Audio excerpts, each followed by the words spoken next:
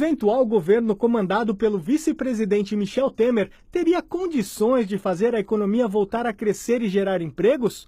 Analisando o programa de intenções Uma Ponte para o Futuro, divulgado pelo PMDB, o economista César Locatelli acha que não. Para ele, as ideias do documento fariam o Brasil retroceder ao tempo do neoliberalismo e de menos direitos aos trabalhadores. E o ajuste fiscal proposto pelo PMDB traria mais recessão. Deveria se chamar Uma Ponte para o Passado, porque a gente está voltando a 15, 20 anos atrás.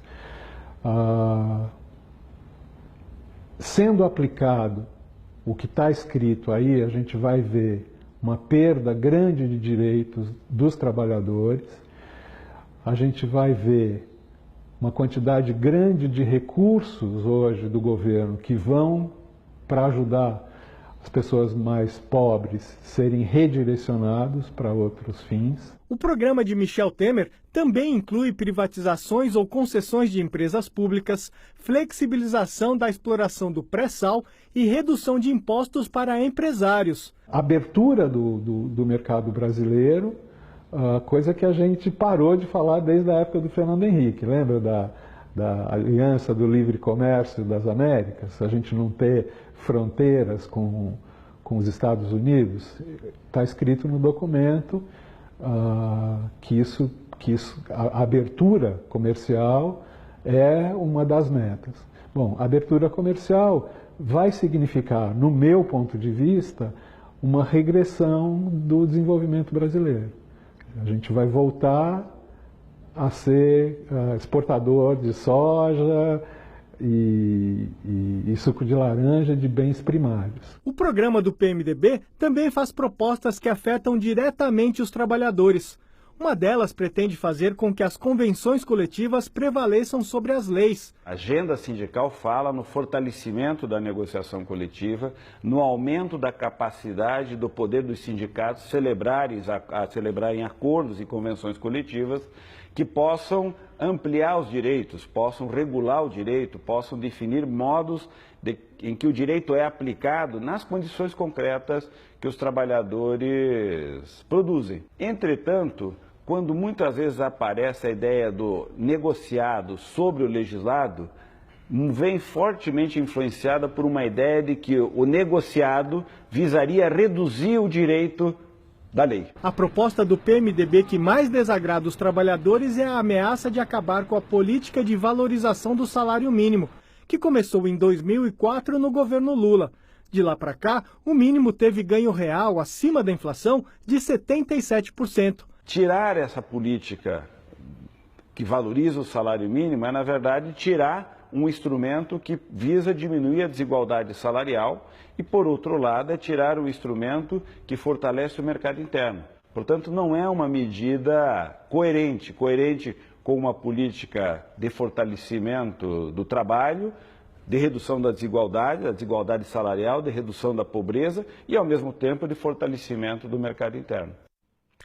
Hoje nós convidamos o sociólogo da Fundação Escola de Sociologia e Política de São Paulo, Leonardo Ostronoff, para vir aqui no estúdio do seu jornal conversar com a gente sobre a figura de Michel Temer e os planos do PMDB para um futuro governo que traz ameaça aos trabalhadores. Boa noite, professor. Boa noite. Obrigada pela presença. Eu que agradeço ao convite. Tá certo. Bom, professor, o vice-presidente deu declarações hoje, né, a um jornal americano que está pronto para assumir o governo e que já tem até nomes, né, para seu possível ministério. Primeiro disse que não se pronunciaria. E agora, para a imprensa internacional, diz isso. Como você enxerga a postura do vice-presidente nesse momento?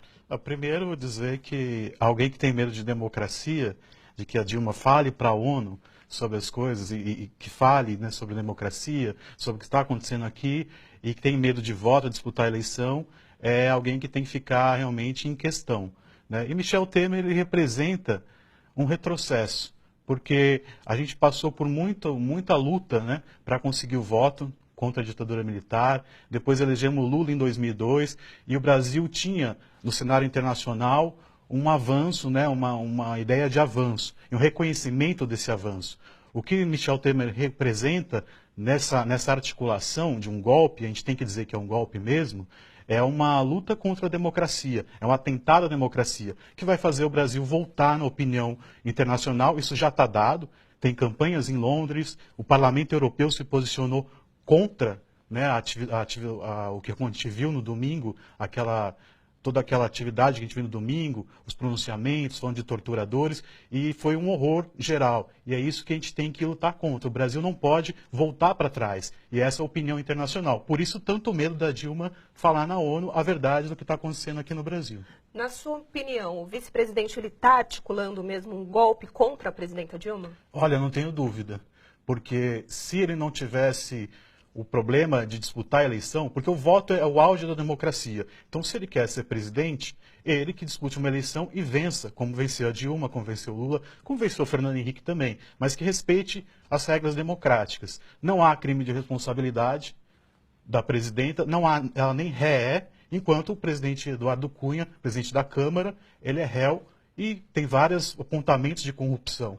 E em nenhum momento Michel Temer se colocou contra Cunha presidiu o processo. E é isso que a gente precisa pensar. Como é que alguém pode presidir o processo e ter essa aliança toda? Dilma não é ré, né? Então é isso que a gente tem que pensar e refletir. A gente está tendo um atentado contra a democracia. E isso, para o Brasil, é problemático, né? Ô professor, qual que é a sua avaliação sobre o plano, né, do PMDB, do Temer? Qual o risco que isso pode gerar para os trabalhadores? Como que você avalia esse plano? Esse plano ele já vem... A direita brasileira sempre quis, é o sonho da direita brasileira, né? Desde o Fernando Henrique, do Collor, existia a questão neoliberal, de cortar os direitos, cortar salário mínimo, fazer terceirização, que eles chamam de flexibilização, e que vinha com uma ideia de modernização, né, do país. A gente sabe que isso não é modernização, isso já foi tentado em outros países e nunca deu certo. Na verdade, quem produz é o trabalhador. E eles têm que ser valorizados. Então é o contrário, né? O que a gente fez a partir de 2002, é valorizar o trabalhador. Né? E a ponte para o futuro, na verdade, é uma ponte para o passado. Ela aponta com o retrovisor para trás, né? E representa um retrocesso, porque corta os direitos trabalhistas. E isso não vai fazer o Brasil avançar. Né? E Temer, na verdade, é a nova chance, é o novo personagem que coloca em cena dessa direita, tanto a Fiesp quanto o mercado financeiro, de conseguir o seu grande sonho, que é fazer essa reforma trabalhista contra os trabalhadores. E quais seriam, né, os primeiros direitos trabalhistas afetados, né, com essa proposta, com esse plano? Acho que a principal questão que se coloca é a terceirização e o salário mínimo. Né? A terceirização ela vem e tira praticamente todos os direitos, porque você passa a não ter mais o contrato pela CLT. Então é um ataque direto à CLT. A CLT vem do tempo de Vargas e não é a melhor das coisas, mas no que nós temos hoje é o que nós temos que defender. É um grande avanço. E tirar a CLT é um grande retrocesso. A ideia deles é ampliar mesmo, a terceirização para todas as Aí você perde todos os direitos, porque você tem outro regime que não passa pela CLT. Aí você tem um regime flexível de trabalho.